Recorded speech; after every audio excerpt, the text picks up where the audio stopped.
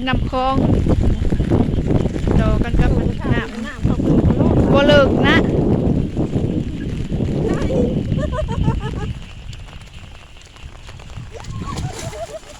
ไอ้ผู้ดาวสาวใหญ่หอดหน้ากับผม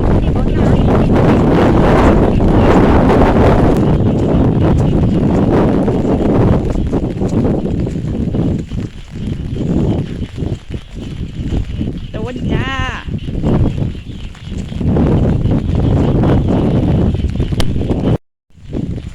หาหน่อไม้สามสาวมีบัตรทองเอาถูก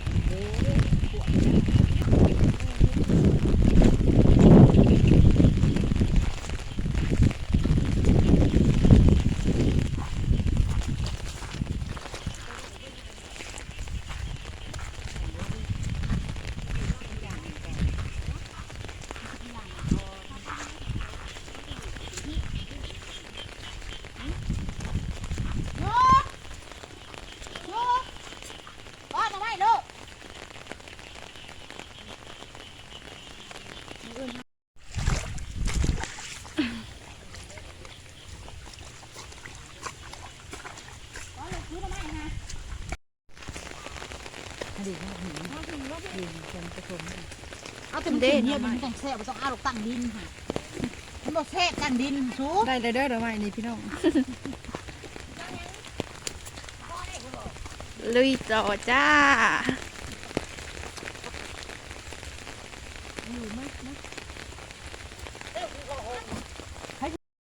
ได้แล้วหนึ่ง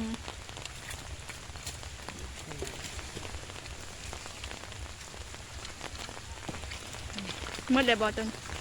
จะห้าก็ใหม่เห็นอีกแล้วนี่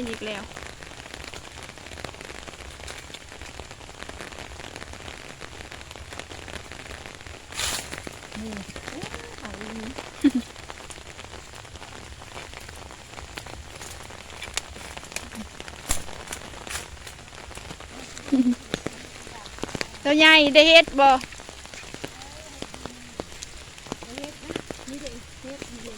นี่ใส่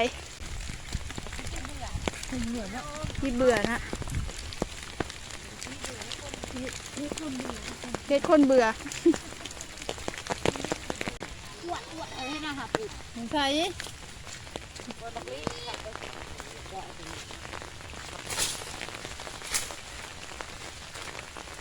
จะซ้ำนั่นแหละจะเอาคนใดประต้องหญ้าถือผ้าสนอบันนี้เนาะมันเดือดร้อนลายนี่ชมเนี่ยบ่ได้หน่อไม้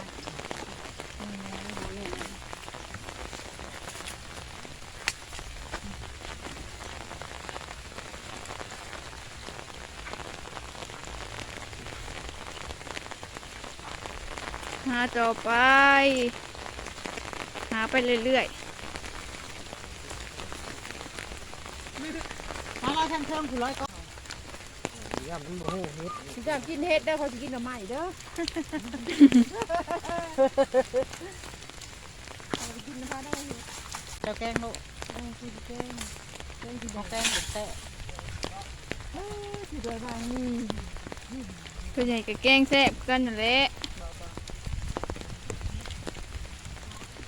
น้าลอยก็เทิงที่อ้วนเทิงที่นะเอาอันคอคมจุดเทิงที่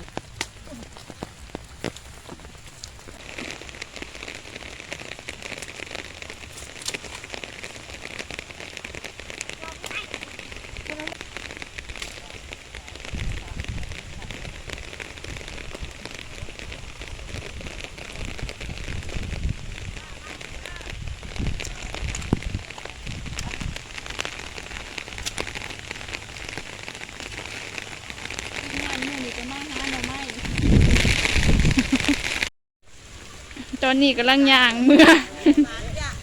ได้หน่อไม้หลายเติม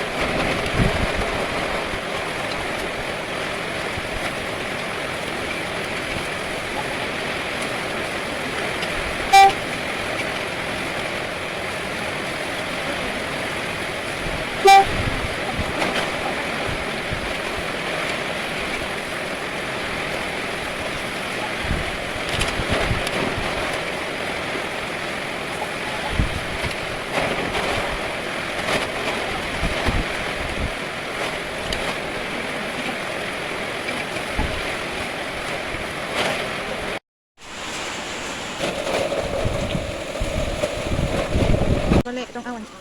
น้ำยานางใส่ก่อน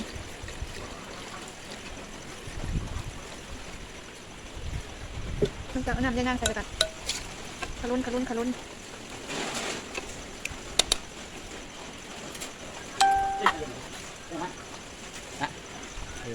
เอาข้าวเบื่อใส่ จะแสบมากกว่านั้น ใส่วันนี้เลยหมักกินแบบแกงน้ำมันยังเหนียวต่อมาก็เอาเย็ดหูหนูใส่ลงไป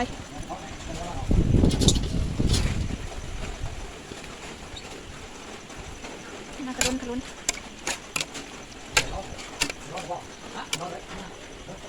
นัวใส่ลงไปเพิ่มใส่ลายใส่นิดนึงก่อนประเดี๋ยวใส่ลงไป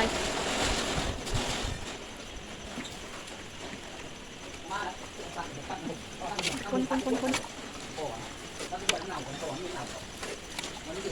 ส่กะปิลงไปน้ำสูตรของข่อยคือใส่กะปิลงไปน้ำ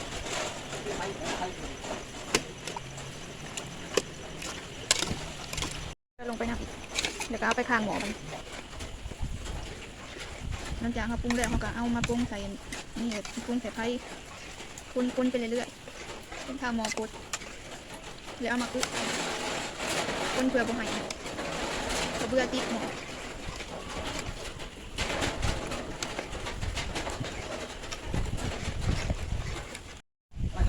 หม้อปดแล้วเราก็เอามาใส่ลงไป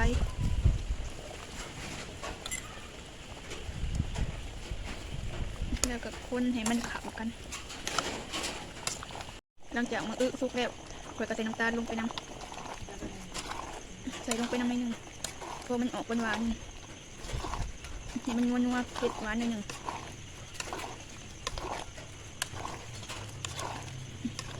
พักน้ำมาใส่ด้วยแหละที่มึงดูไหม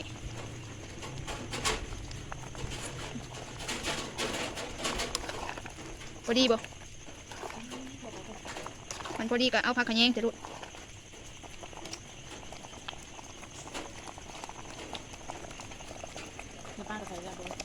ใส่ได้ใส่ด้วยหนึ่งมีเราที่เบิกแล้วยังบ่อยากมาไปได้ใส่อีกน้ำปลาหนึ่งพอ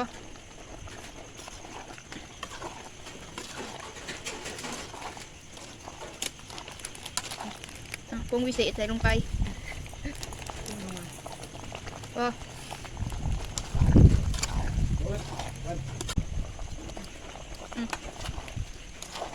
ผักขะแยงใส่ลงมาเลยบัดขั้นตอนสุดท้ายขะแยงหอม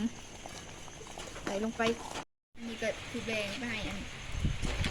พี่น้องเพื่อนใกล้จะไปหาหน่อไม้นำกันมา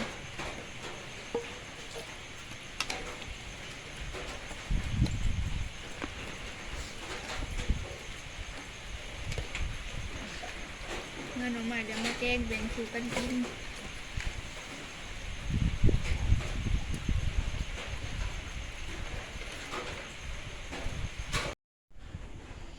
นี่เป็นแกงหน่อไม้เด้อทุกคน กินข้าวแล้วสำหรับคลิปในมือนี้เอิญกับขอลาไปก่อนบ๊ายบาย